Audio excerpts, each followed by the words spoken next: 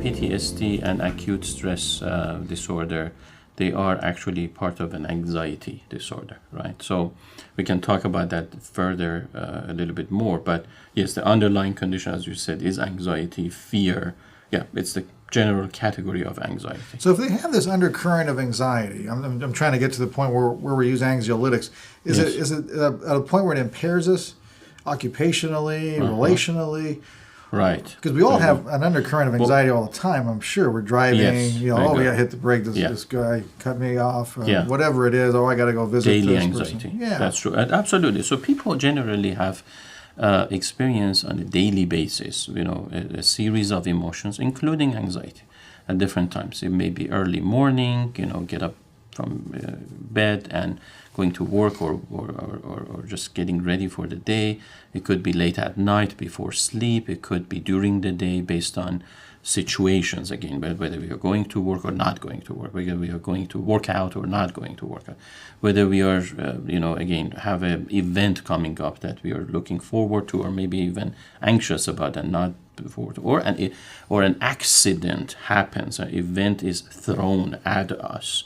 That's something that wasn't planned, right? Any given moment creates anxiety, and generally we can deal with it given those coping skills. However, when the system gets overwhelmed to the point where we don't have just generally that present mindedness to be able to tap into mental, emotional, biological resources to get over it, at that time we may feel really a need, if you will, of an external rather than internal, an external support system. Now, that could be very well, it doesn't have to be an anxiolytic. At times, it is that phone call we make to someone, right? Let's say I'm terrified about something, and I maybe pick up the phone and call, my wife, or call, whoever that I'm, a trusted person, or somebody who can do something for me, right?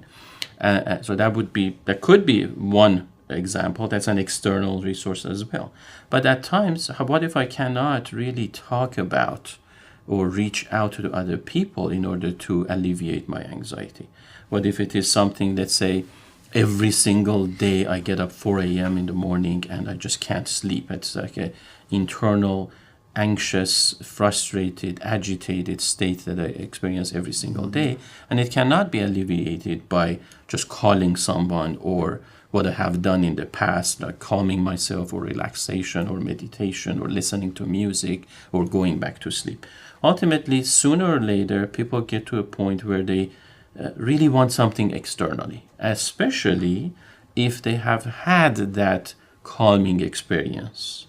Right? They have had the memory would be helpful. Like if you, let's say you're 11-year-old, 12-year-old, you get into an accident, and then a doctor gives you Valium, something like that, and it calms you down, right? You're just, the world is great. There's no worries, there's no pain. You're just cool and calm and relaxed, etc. So your memory is registering that and links it to that external pill that you took. The whole event revolves around that medication that you received, right? So that's a registration in the memory that's going to come to your help down the road. Let's say when you're 30-year-old, and then you can't sleep, and you get up early in the morning, and your mind is going to direct you to that memory. Remember how good it was when you were, whatever you're old, and you kind of could sleep, and there was nothing bothering you, etc. Why wouldn't I try that? Right? That's kind of the logical conclusion. If I had that memory, if I have had that experience, why wouldn't I try it again? And that's kind of almost, if you will, a window or gateway where a person would maybe talk to a physician or even a friend or somebody and say, a therapist, I want to try some. Is there a medication? Plus, it's just common knowledge that there's almost medication for everything, all ailments in life. So it's just to be, expected that our human mind easily gravitates to some kind of an external pill or remedy, if you will, whether it is pill or injection or, whatever else there is in terms of delivery system, in order to reduce that anxiety, more automatically, more periodically, if you will. Sounds like a thermostat in the house. Yeah, it sounds like If it it. gets too cold, the heater goes on. If Oh, it gets no, too hot, that's true. air conditioning That's goes true. on. It sounds like something goes haywire. Hey, well, yeah. You're looking for something else. You're looking for something to calm yourself down, and then there are certainly different types of categories of medication that we go to. Some of them can be, I have too much pain. I want to get rid of pain. That would be the narcotics and analgesic. But if We it talked is extensively about worries, before. frustration, that would be more the anxiolytics.